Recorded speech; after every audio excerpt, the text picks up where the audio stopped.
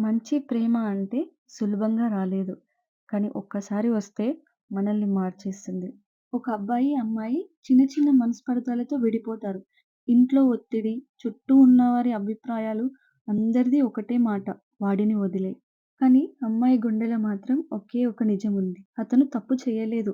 పరిస్థితి తప్పుదారి పట్టింది. రోజులు గడిచాయి, మాటలు ఆగిపోయాయి. పరిచయం సున్నా, కానీ ప్రేమ, ఆందోళన మాత్రం ఇంకా బతికే ఉన్నాయి.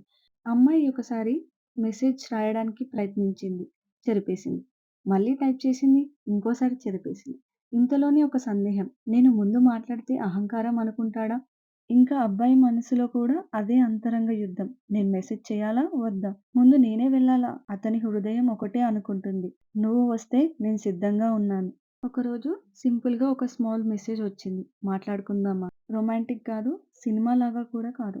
ఓకే. Pure and real. ఇద్దరు మాట్లాడిన తర్వాత అర్థమైంది.